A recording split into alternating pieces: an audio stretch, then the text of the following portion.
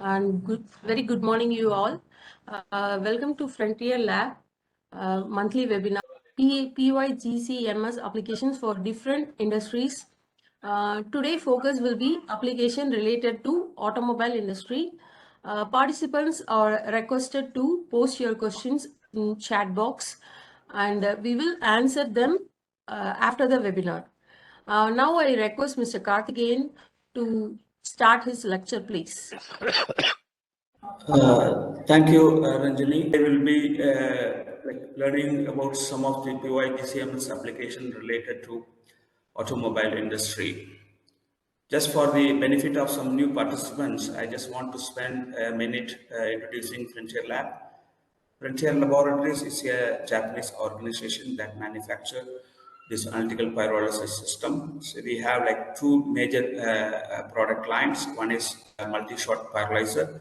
The other one is the microreactor, where we have single and tandem microreactor. And we have accessories like chemi-sauber and also the ultra-light metal capillary column. You can always browse through our website to know more about our products and applications.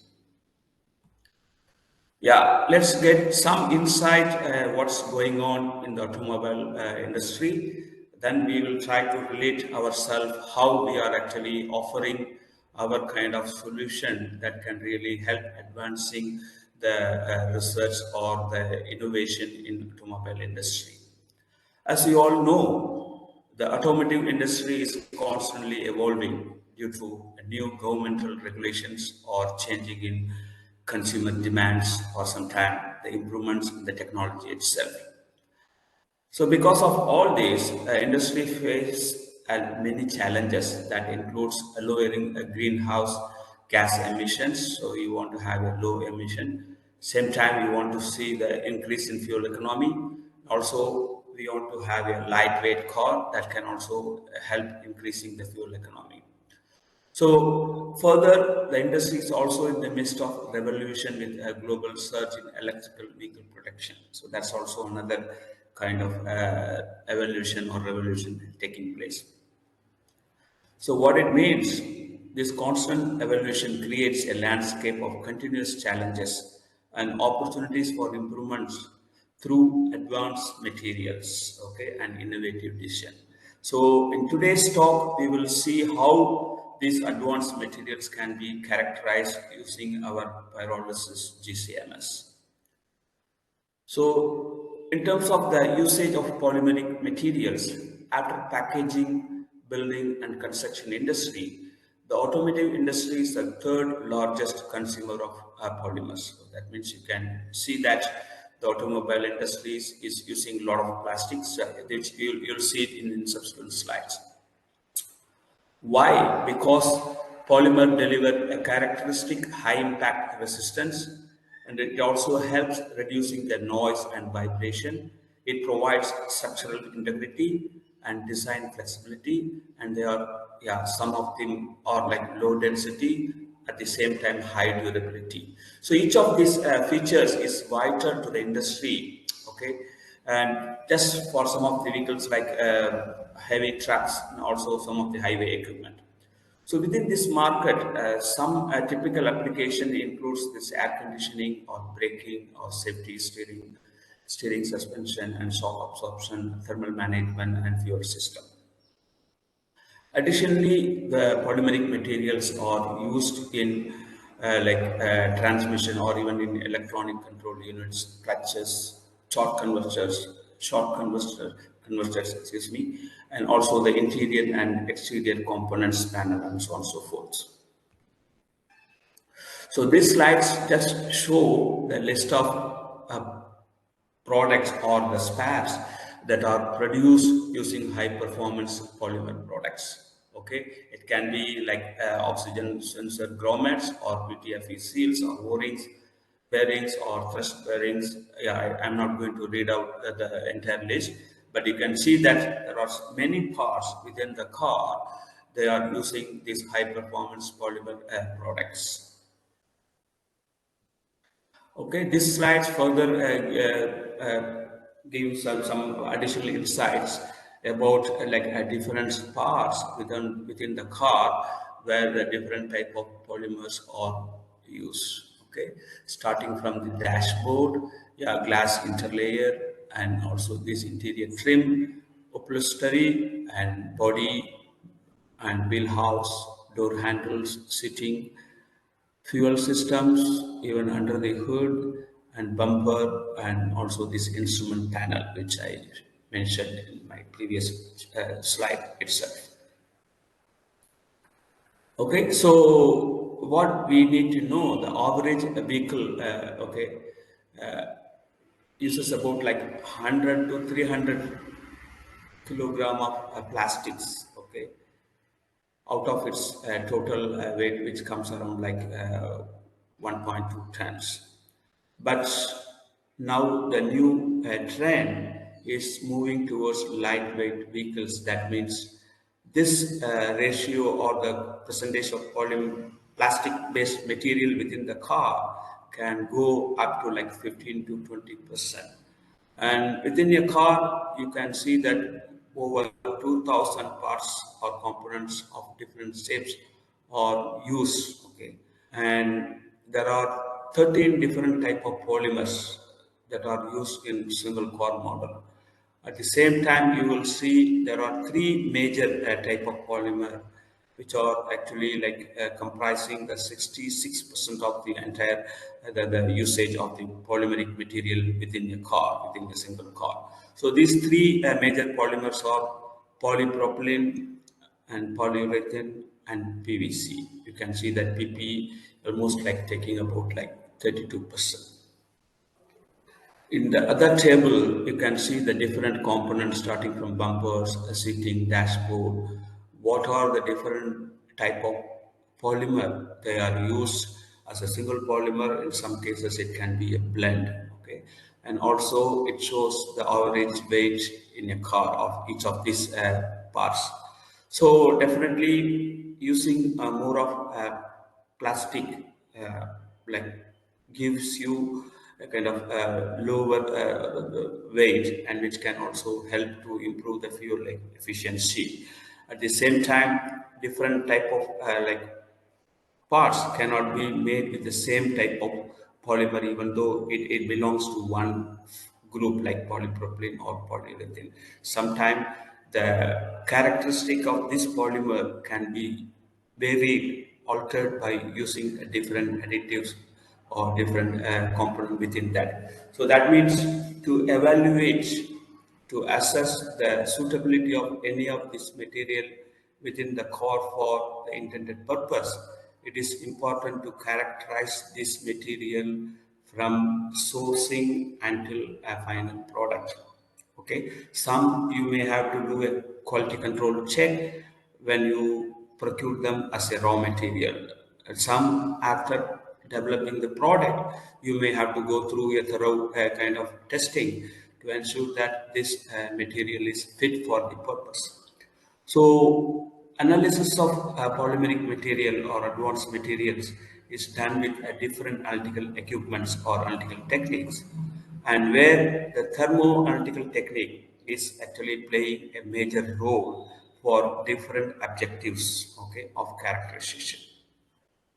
As you all know, the weight loss information is obtained through this thermogravimetric analysis. Similarly, the enthalpy change is get through this differential thermal analysis or calorimetry, differential scanning calorimetry, calorimetry, excuse me. So the mechanical change can be obtained through this TMA and dilatometry. So when it comes to evolved gases, okay, evolved gas basically help you to determine the type of chemicals present in the material, and that can be related to the material performance, also the durability, and so on and so forth. So for evolved gas analysis, there are different way one can get this data collected. So today, yeah, we will be focusing more on this pyrolysis followed by the GCMS, similarly thermal desorption followed by GCMS, and UV, yeah, because some of the material used in the car should be photoresistive and also thermal resistive. So that means you need to see how they are actually withstanding when they are exposed to the high temperature or UV light or sunlight. So some of the material need to be evaluated for assessing its UV stability or the photooxidative stability. Okay. So evolved gas analysis is something that gives you a kind of bulk chemical information. But when you do a pyrolysis with GCMS, that you are able to separate all these pyrolysates or the fragments of the main material. That means you are able to collect every single information. That will be much easier for assessing the material characteristic. Okay, so just I want to give a brief introduction. What is this pyrolysis and how it is coupled with GCMS for analyzing polymeric material. Okay, so pyrolysis is actually a high temperature treatment process. So when you apply heat, okay, in the absence of air versus with air, so they form a different products. So if you are heating any organic matter in presence of air, then it end up like getting complete mineralization to form carbon dioxide and hydrogen, like water. But in this case, you cannot really trace back what was the starting material. On the other hand, if you are applying heat energy in an inner atmosphere, so the compound will break down into smaller molecules. Okay, butane will break down into uh, methane, propylene, and acetylene, so on and so forth. So by looking at this product distribution, you can tell what is the parent material that you are testing. So when it comes to like polymer like polyethylene or any other macromolecules, the principle is same. So you are trying to break down the major like a macromolecule into smaller molecule through thermal cracking. So pyrolysis is nothing but a thermal cracking process that helps you to break down the macromolecule into micromolecules or small molecules, which can be analyzed by a GCMS. So when you look at the pyrogram of different polymer, okay, they all show some unique characteristic or pattern, we can say. So polyethylene, polypropylene, polystyrene, and higher this methacrylate copolymer, they all produce a different type of pyrogram, we call it, because when you have a chromatogram through this pyrolysis, then they are actually referred as pyrogram. So this pyrogram can be different for different polymer, which can be seen as a chemical fingerprint. Okay, so this chemical fingerprint can be used for assessing this material. Sometimes you may see that identifying a single polymer is much easier than a blend polymer, because when you do a blend polymer, some of these peaks may elute together. Some of these compounds may go for secondary reaction. So it's important to have a proper instrumentation that can really minimize such secondary reactions, also improve the separation. And thirdly, you have is software that can really help you to identify this complex polymeric material. So Frontier Lab actually has got this combination, because we have a technology where we can minimize our secondary reaction, and secondly we have a unique column with a separation factors, so whereby you can also like you are able to separate most of the pyrolysates. And thirdly, we have a unique software that can also help you to do the data interpretation in complex samples. Okay, so for the benefit of some of the participants who have not really seen a pyrolyzer, but they may be familiar with gas chromatography or gas GCMS system, then it is very easy to understand the concept or the principle of this pyrolysis GCMS. So pyrolysis GCMS is more like a hyphenated technique where the pyrolyzer is attached to the GC at the inlet to really treat the sample at high temperature. Then the outlet of this micro furnace is connected through the to the column through the inlet. So that means any gases that are evolved during this thermal treatment can be like separated through the GC column. Then we detect these compounds one by one with the help of a suitable detector like mass spectrometry. So then you have a chromatogram that tells the type of chemicals present in your material. So the advantage of this pyrolysis GCMS, because it allows you to do a direct solid sample analysis, because in GC you cannot do a solid sample. And secondly, in GC, yeah, most of the other accessories together with GCMS can only treat the sample in the temperature range of like 300 to 350. But for polymer, you require 500 and above. So our micro furnace, okay, allows you to heat the sample even at up to like 1050 degree. So that means it allows you to handle any type of solid sample which may have very high molecular weight or high boiling point. Okay. So that is the key advantage that you can see.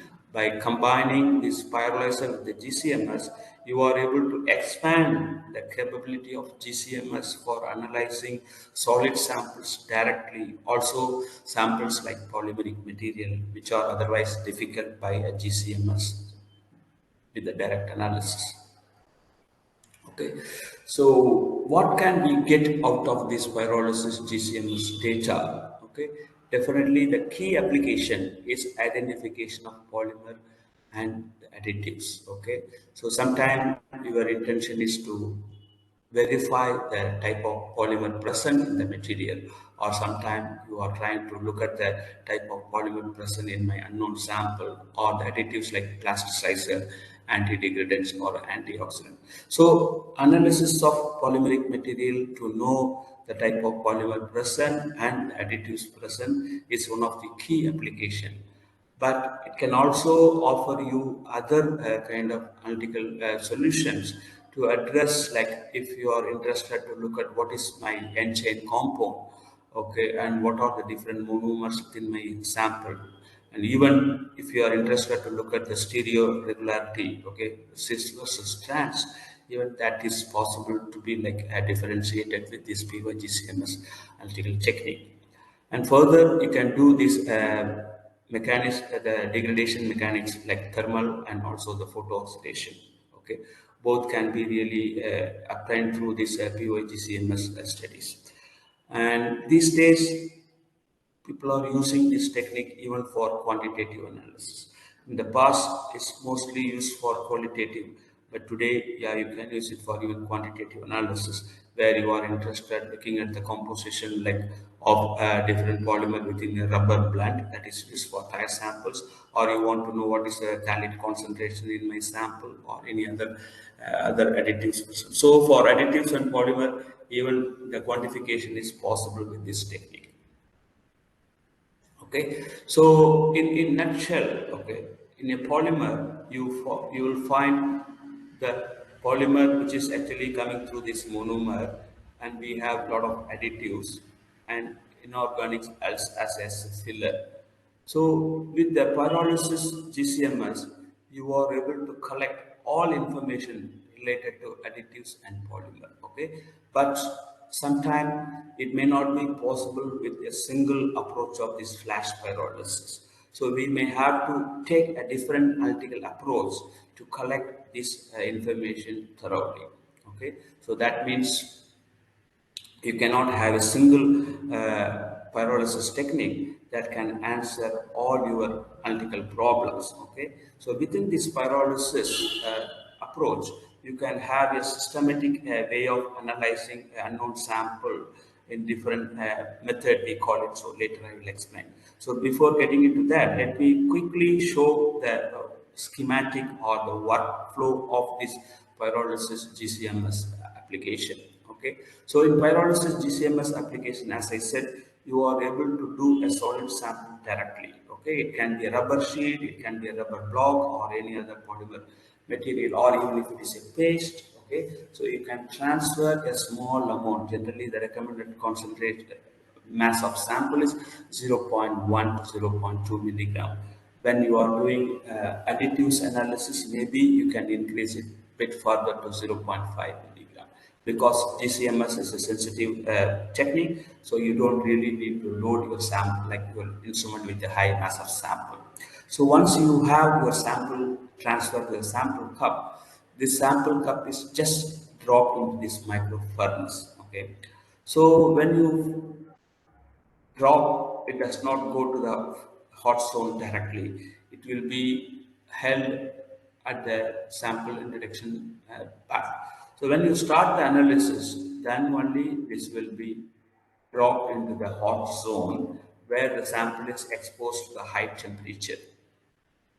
So through this high temperature treatment or exposure, this may release the additives or it may break down the polymer into their monomer compounds. And all these compounds will be swept with the help of the carrier gas that is connected through the furnace to the GC column, where they may go through a separation based on the difference in partition coefficient. Okay, then you get these compounds coming out one after other, and that will produce a nice chromatogram or pyrogram. Okay, from this you can analyze these peaks individually, but we have a software that can also consolidate the all peak information, then can tell you what is the type of polymer present, what are the different additives present. Because as we have seen in previous slides, every polymer can produce multiple peaks. So instead of analyzing these peaks one by one, you can use our software that can consolidate all this peak information, then do the data analysis quickly and make our data interpretation part much easier. Okay, as I mentioned, so within this pyrolysis GCMS, it is not necessary to use the flash pyrolysis, which is otherwise called as a single shot. That means you just heat the sample at 600 or 700, then that will release all additives, also break down the polymer into its monomers, and together they will go to the column and they get separated.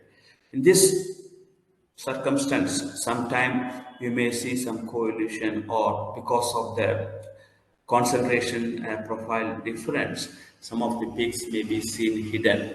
So for better data collection, we always recommend to do the double shot analysis. In double shot, basically you are trying to do the additives first, and same sample you treat it at high temperature to collect the polymer information.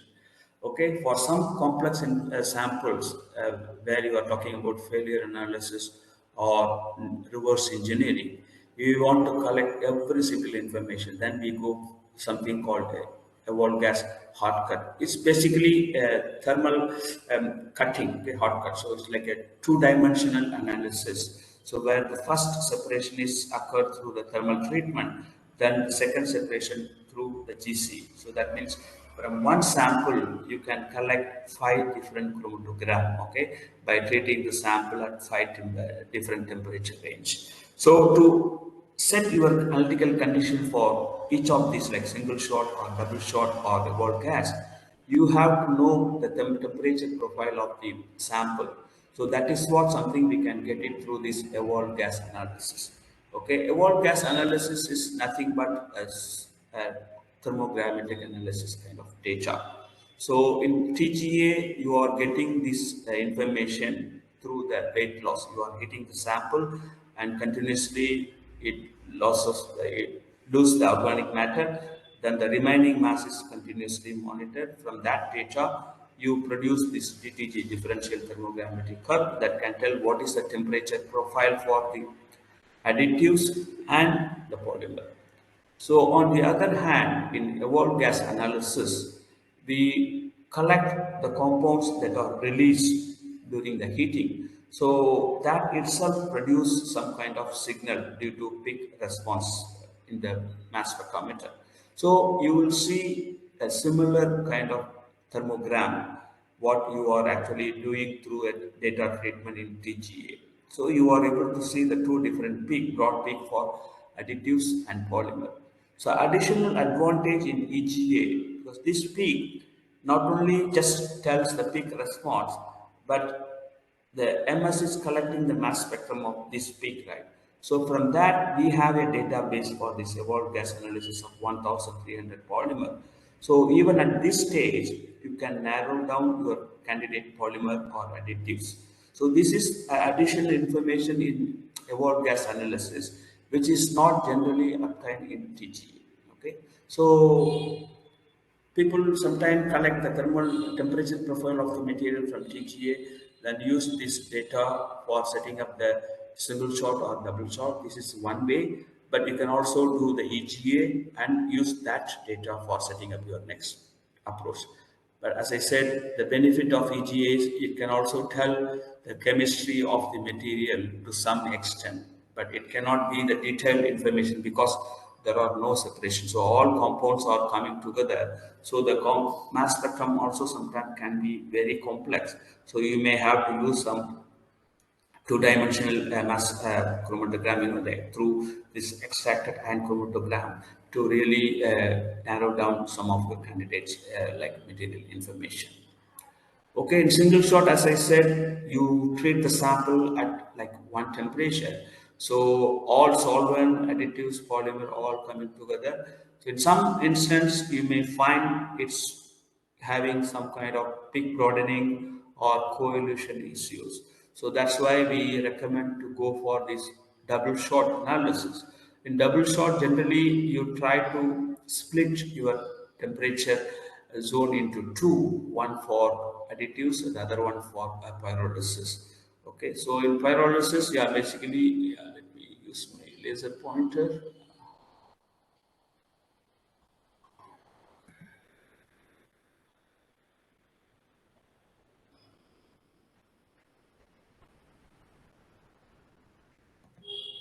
Okay, yeah. In thermal desorption, basically you will see all the volatiles or the additives, and pyrolysis you will get the polymer information. So you can see the pyrolysis, the pyrogram is more clean because the additives present in the sample, they are already being like eluted from the sample at first step. So then you have, so at least you can minimize this kind of coelution or any of the secondary reaction or even the sensitivity issue. So double shot is something we always recommend. So the third one is like hot cutting. So as I said, from one sample you can produce as many as data by doing this hot cut. So that means you thermally separate the compound into 5 different temperature range, and each of these compounds are analyzed or through the GCMS separately. So you can get more detailed information on and more minute information, which may be critical for some of the failure analysis or reverse engineering purpose. Okay, so let me share a couple of quick examples because so far I have not gone into the automobile related industry. I just want to give some kind of insight how this pyrolysis GCMS is working and how it is used for different polymer analysis. Okay, so in a paint industry they use resins, acrylic resins. So this they may want to know what kind of polymer because based on which they can use the acrylic resin for different, whether it is a weather coat for outside or interior painting, so on and so forth. So they want to know the type of polymer present in this resins. So this can be obtained through our single shot analysis. So when you do a polymeric resin or acrylic resin with the single shot as pyrolysis, you will see multiple monomer peaks. So from these monomer peaks, you can relate that to the polymer type. So in this particular sample, we show the presence of three different polymer like PMMA and PHEMA and polystyrene. Basically, the polymethyl methacrylate and polyhydroxyethyl methacrylate and polystyrene. So this can be easily obtained, and even you can also do the quantitative analysis of this by having the establishing the calibration graph for each of these monomer. So the second simple example is for the additives. Okay, this is actually in a rubber material where they are interested to see what kind of wax or lubricant is employed. So we can see, okay, when you do the TIC, sometime you are not able to see the information very precisely. So the same data you can go through the extracted chromatogram that will tell what kind of mass spectra available. Then, so here we can see the presence of this saturated hydrocarbon that is actually due to the wax or the polymer. So for each type of additive, we can easily collect this information and put together to know what kind of material that are employed for different application. Okay, so when you have rubber material, as I said, you can go for this double shot. First, you get the additives information gathered or collected. In the same sample, you bring it to the high temperature, like 550. Then it will give the monomer information of the polymer. So in this case, this rubber is actually isoprene rubber. So we can see the isoprene and also the monomer and dimer and trimer. So that confirms the presence of isoprene in this rubber material. Okay, now we will move on to some application related to automobile industry. So far, I have actually given some insight on the different type of polymer that are used in automobile industry. Okay, so we have seen that currently it's about like 2 to 5%, but the future kind of vision is to have 15% of the material as polymeric material. So that means they'll be using more. Similarly, within the different type of polymer, three major types are widely used, but within a car, over 2000 different spare parts are made of this polymeric material. Okay, and the performance of this material is based on the chemistry of the material, and this is where we see the benefit of pyrolysis GCMS, which can tell the chemistry of the material. Okay, so either for product confirmation, or if somebody is trying to do a reverse engineering, or if they want to assess the characteristic of a material, all this can be obtained through this pyrolysis GCM. So that is the kind of first insight that we try to see how the different polymers are used in automobile industry and how that can be analyzed by pyrolysis GCMS. Then we also have taken some time to introduce the pyrolysis GCMS as analytical technique, and within this, how different methods are employed to answer the analytical problems within the polymer. So the main point that I was trying to share through these slides, where one is the instrument itself is very simple, because you are just combining a micro furnace to a GCMS, which can be seen as a sample inducing tool, so that allows you to analyze the solid sample directly. Then second benefit is it can do a different approaches like evolved gas analysis, flash pyrolysis, double shot, and hot cutting. So through this combination, you can collect every single information. Okay, and mostly it is used for collecting the information of polymer and additives. So we have shown some general example how they are actually like gathered through this analytical technique. Now I want to relate this pyrolysis GCMS application to some of the polymers that are used in automobile industry. Okay, actually we have developed one application booklet there where we have shared about 31 different technical notes. Okay, in today's session, I won't be able to talk about all these technical notes in details. So participants, okay, who are interested to know more about this in detail can download this application booklet from our website, or you can write to me. I can share this application. So in today's session, it's more like a glimpse, okay, how this is used in automobile industry. But if you want to know more detail, you can always write to us, or you can go to our website to look for the details of each different technical note. Okay, so we have actually grouped our technical note into five different, like six different area. Okay, within this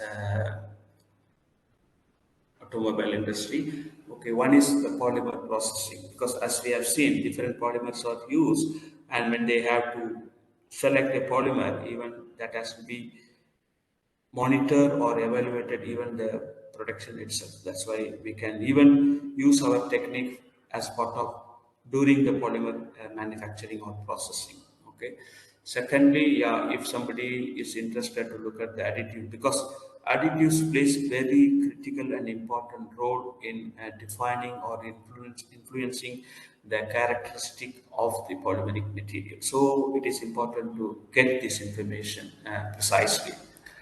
And yeah, in automobile, there are multiple paints and coatings are used. So how our system can use for analyzing these paints and coating. Then rubbers, definitely we had a separate dedicated session on rubber material and like tire, like for like a rubber industry.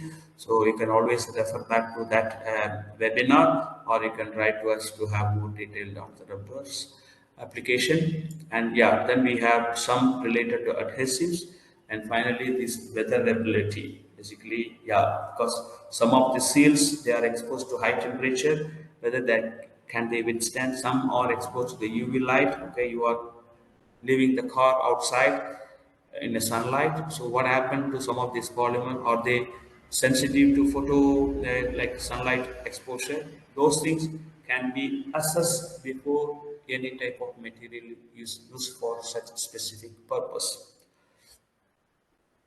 Okay, so the first one, actually, I have taken two different, maybe, excuse me, that if you are not able to read it very clearly, but I really like recommend or yeah, request everyone to really go to our website and download this booklet for detailed reading. Okay, the first one is actually just to show the analysis of polymerization reagents. Okay, because when you are doing a polymerization, so the polymerization reagent is critical to really have the polymer, long chain polymer properly produced or formed. So even this can be confirmed with our Py-GCMS analysis. In this case, it is basically a single shot or the flash pyrolysis analysis. So we have compared like a two type of material, in one where the polymerization reagent is used, the other one without this. So when you have this polymerization reagent used, you can see a lot of this phenyl ring that leads just show the confirmation of this polymer formation. Whereas the sample B, you don't see the multiple peaks of this phenyl ring except just the methyl like acrylates. Okay, so this can be easily like verified during the processing time just by analyzing this sample with our technique, and then you can really like get the material produced as you are intending for a specific application. On the left side, okay, this is another application again related to PMMA. Okay, so on top you can see that PMMA is acrylic based material and transparent thermoplastic, and it is used for windows and displays and also in screen. So even though they are used in different, so the material of these different spare may be different in their chemistry, which can be easily like verified with our pyrolysis GCMS technique. So this is what basically we are trying to show here. Okay, that's the second technical note. Basically tells you the analysis of N group. Okay, so again, so you can talk about this N group. When you have the N group, you can see the formation of these multiple rings, the phenyl ring compounds, which you will see they are not there if there is no initiator added. So the polymerizing agent and initiator, how they are influencing the polymerization process can be monitored and evaluated using pyrolysis GCMS technique. So this is what basically these two techniques that tells you.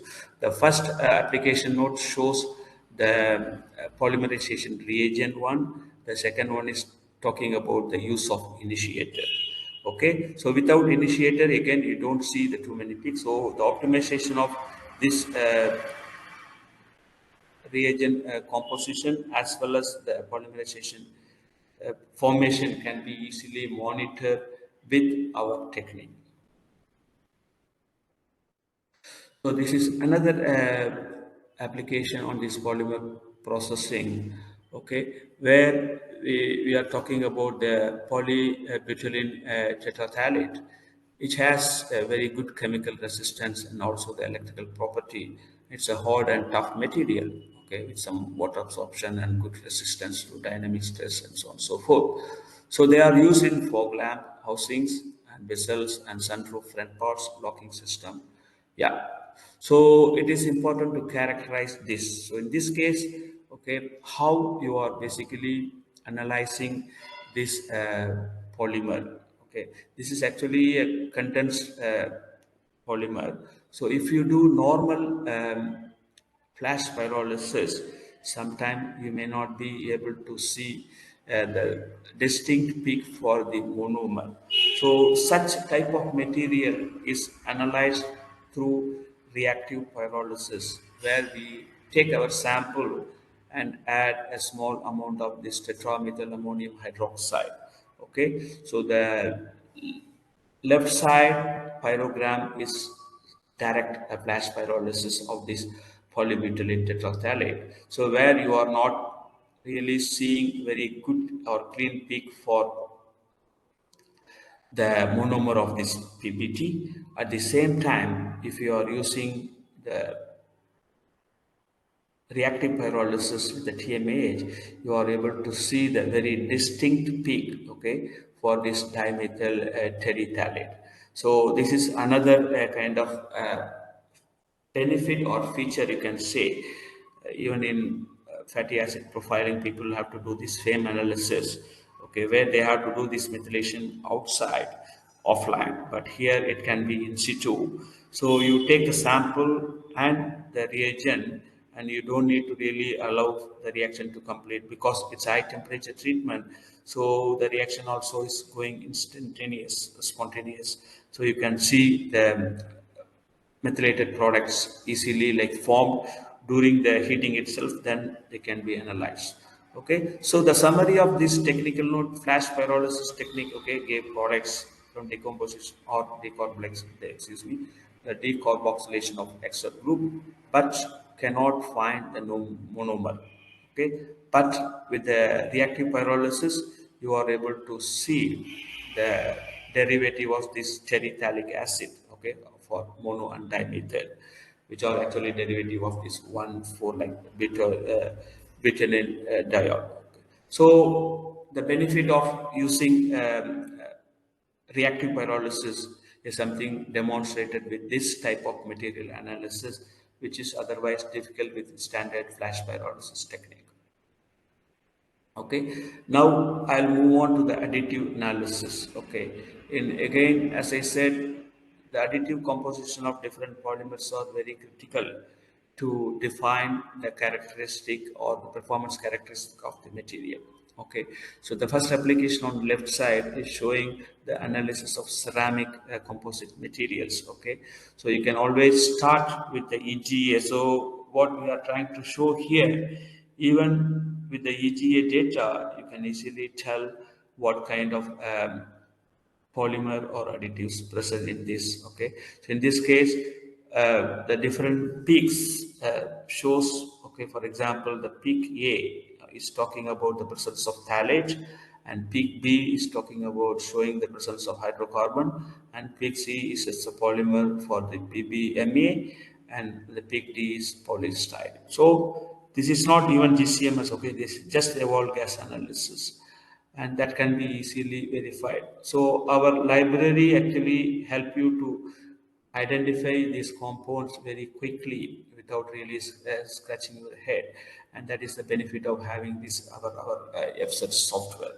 Okay, the second application in this is analysis of actually the butyl hydroxytoluene. Okay, this is another additive.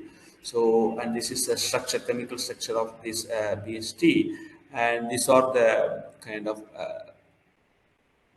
abundance or the mass to charge ratio of this compound. So we are expecting to look for like 205 and 220. So when you do the TIC, maybe because this peak is very strong, so you are not able to see the peak response for this BHT. But when you do the extracted ion chromatogram for this particular ion like 205 and 220, and you are able to see the peak. So that shows confirms the confirmation for the presence of the BST as an additive in this. So in this two application node, basically we show even the evolved gas analysis stage itself, one can really detect what kind of polymer present, what kind of additive present. But for detailed analysis and quantification, you have to use the pyrolysis followed by the GCMS, because you can have very short peaks and good peak heights or areas that can be used for quantification purpose. Okay. Now we move on to the third category, that is paints and coatings. So in paints, like organic pigments are widely used, and analysis of these pigments and even the structure elucidation of organic pigments is challenging, because some they are like insoluble in organic solvent but also have a similar structures. So there is always a need for some better analytical technique that can really solve this analytical challenge.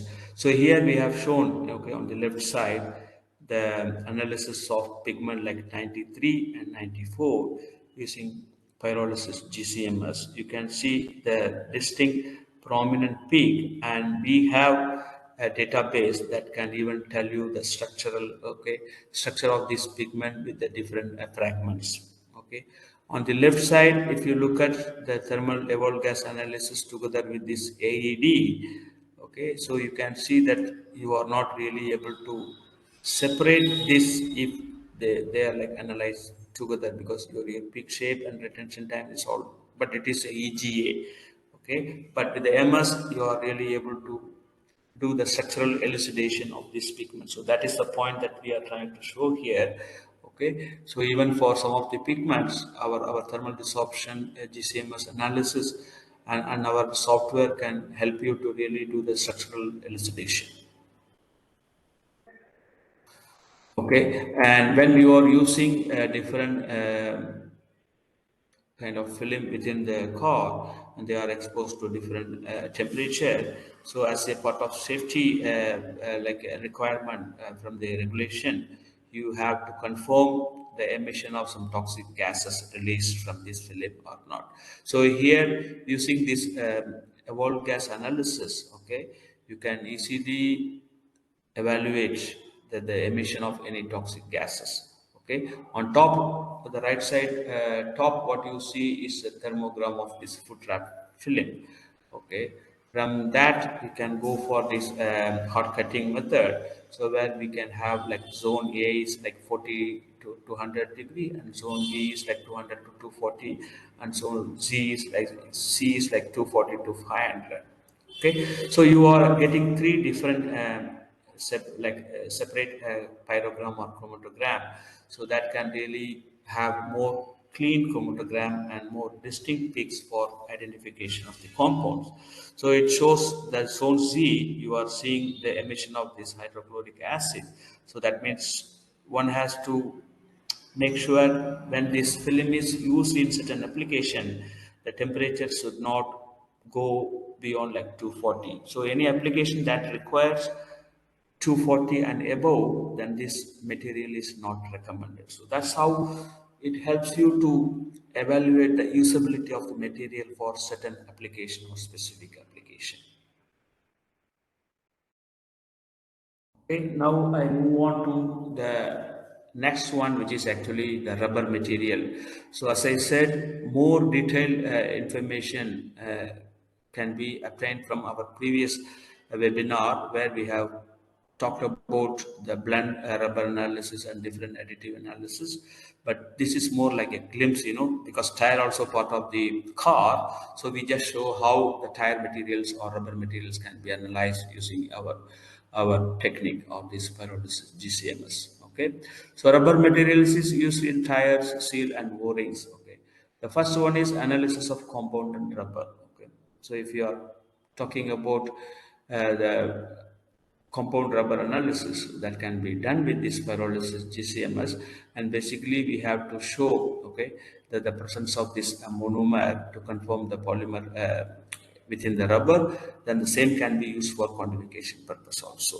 On the left side, yeah, because the rubber also, again, the performance is influenced by the different additives. So here this technical note describes, okay, the identification of unknown anti-degradant in rubber material.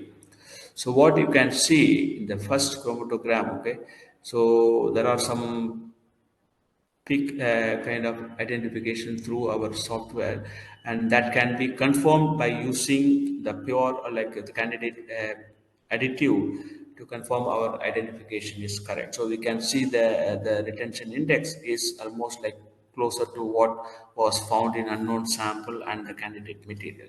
So this way it can also give the high confidence in analyzing such unknown samples or unknown materials. Okay, now another application that we show here is studies on curing process, because in epoxy resins, curing is key. Okay, and curing process of epoxy resins has been often studied by IR, FTIR, NMR. Okay, to look at the spectral changes of chemical species. Even DSC also, the differential scanning calorimetry also has been. So what we see here, the high resolution of this pyrolysis GC is another alternative technique that can be applied for studying these systems, because particularly it is useful because when the samples are not soluble in a solvent, because in pyrolysis GCMS technique, you can analyze the solid sample directly without any sample preparation. Whereas for others, you need certain type of sample preparation. So here we have shown the results, okay, with the different amount of this curing agent, okay, and what we see that the pyrolysis formation, okay, particularly the epoxide groups decrease the increase of a degree of curing, and that is based on the curing agent and the curing time. Okay, so on the left side you can see the effect of this amount, okay, as you can see the increase, so that the decrease of this epoxide groups, that is what actually demonstrated in this week. So such optimization can also be done with the Py-GCMS technique. So this is what actually helping the researchers to advance their research on such material development for their epoxy resins applications. Okay, the last application as part of this booklet, there are certain application that shows the investigation of weatherability. Okay, so weatherability basically what it means when they are exposed to UV light or UV sunlight, how they are behaving. So traditionally, this is done in a weather testing lab, which may take weeks to months. Whereas we have accessory called UV irradiator. With this, you can easily complete your analysis in a day, within hours. So in this case, what we show how the profile of this pyrolysis GCMS of a material is changing with and without UV radiation. So when you are not giving any UV exposure, you get to see a lot of additives. Whereas after UV radiation, these additives are all disappearing. So this is what basically one wanted to know, how my material is behaving in UV light exposure. So this can be easily assessed with our technique much faster way than the traditional way. Okay, this is one example, and let me see that I have one more. Okay, so I think this is the last one I would say. So the analysis of photo thermal and oxidative degradation of the high impact polystyrene. Okay, so again you can see how the different additives are like seen when they are actually done after and before the UV radiation. In this case, the UV is on for 1 hour, okay, for at 60 degree in air. Then the thermal desorption is basically you are seeing in this application, what are the different additives they are released from the material when you are exposing the material to the UV light. Okay, so previously we have shown what is remaining in the material after the UV light. So that means you do not know what is going out. So how we compared? We have compared the Py-GCMS data of without UV radiation and with UV radiation. Now, this application, we are also showing that you can monitor what is being released when they are exposed to the sunlight or UV light. So you have the UV light for 1 hour, and whatever the gases evolved will be collected in the GC column where the oven temperature is kept 40 degree, but we also recommend to use our cryo trap. By doing so, you will ensure that all these compounds are trapped. Then you will start the analysis. Okay, so by doing so, you can get all these compounds, what are the compounds released during this UV light exposure. Okay, here the figure, this the bottom one shows the volatile degradation products from high impact polystyrene, okay, with and without. So most of the like additives like benzaldehyde, acetophenone, benzoic acid, or actually the degradation product formed during irradiation. Okay, even 2-propanol also follow. Yeah, this is how the our pyrolysis GCMS together with UV radiator can be used for evaluating the photo-oxidative characteristic of the polymeric material to ensure that right materials are used for such applications or such uses within the automobile industry. Okay. Now, I just want to have a very quick overview of some of the case studies. Okay, then probably I will do the wrap up.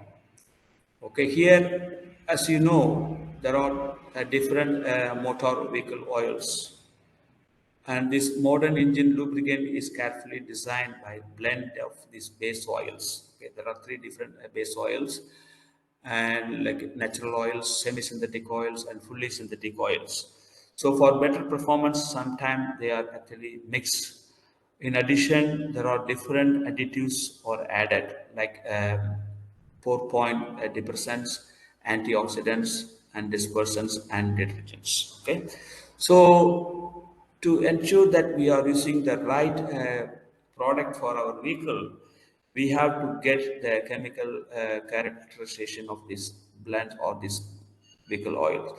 So what we have done, we have taken 4 different motor vehicle oils, and we have done the analysis, and our results shows there is a huge difference between these 4 oils. Okay, the first sample actually shows around like the organic additive of like 15%, whereas sample B and C do not show any additives, and sample D has got 31%. So this is a vast difference. So the performance can be totally different for these 4. So this information is very handy for the users to decide which oil is suitable for their vehicle in terms of the performance and also for the better lifespan of our vehicle. So here basically just to show how this can be used for differentiating the motor oil. But the problem is not fully answered. From this information, we have to go back to look at the performance of the engine with these lubricants. Then finally, we make a recommendation. Okay. So here we just show the products can be differentiated based on the base oil composition and the additives composition. So the second one is about the O-ring seals, because as we have seen, there are several O-rings within seals are used in the car, and what kind of rubber is used. Okay, commonly used rubbers are natural rubber. Okay, like polyisoprene and synthetic polyisoprene, also the polybutadiene and styrene butadiene copolymer like SBR and nitrile rubber. But in recent days, people are using more of this nitrile rubber. Okay, and what we basically can do with this, okay, we have again taken 4 different o-ring in this evaluation, and we have seen whether all these four are same or different. Okay, mostly they try to have a kind of blend of polyvinyl chloride and polyacrylonitrile like ABS together with nitro rubber act as a kind of for better performance. So the nitrile rubber is not used as a single material for for better performance. They always blend with PVC and ABS in different composition. So this is what we basically can evaluate through our analysis, because this analysis generally done within like 30 minutes to 1 hour. So here we are talking about 20 minutes run. So the analysis is very fast and you are getting very useful information through this analysis. So the comparison of these four O-rings seals shows, okay, the first like seal number like seal 1 and 3 has got the ratio of this styrene with benzonitrile, okay, 1 is to 2, whereas 2 and 4 they have got 1 is to 1. So based on these results, what we see, we have seen the presence of this monomer of acetylonitrile in NBR seals, and they are different, okay, in 1 and 3 from 2 and 4. This is what. So the composition of all four O-rings are not exactly same. So it is important to use the right O-ring for the right purpose, which can be done through our Py-GCMS analysis. Okay, I think with that, I would like to wrap up here. Okay, I just try to give some insight on the automobile industry where polymeric materials are used more and more, and that has to be really with the super performance. And the super performance of polymer are based on their chemical composition, and it's important to characterize this material to choose the right material for the right application. And pyrolysis GCMS is a technique where you are able to do the direct analysis of this polymeric material for polymers and additives. And here we have shown a wide range of application for different stages like polymer processing, additives, rubber, and also what's called the weatherability of the photooxidative characteristic. Also as a case study for failure analysis, because when I show this failure, the case studies, they're all based on the failure analysis objective. That means some of these O-rings did not perform as it's supposed to. And this is because of the change in the chemical composition. That is what. So we have a wide number of applications to show how pyrolysis GCMS is used for failure analysis. Even in diaphragm pump, the diaphragm pump, the rubber that is used for diaphragm pump, if they are different in chemical composition, we can see their runtime is different. So we can use this information as a QC to choose to procure or to source the right material for making these seals or diaphragm and so on and so forth. So that's the point that I want to put across. So I hope there was some useful information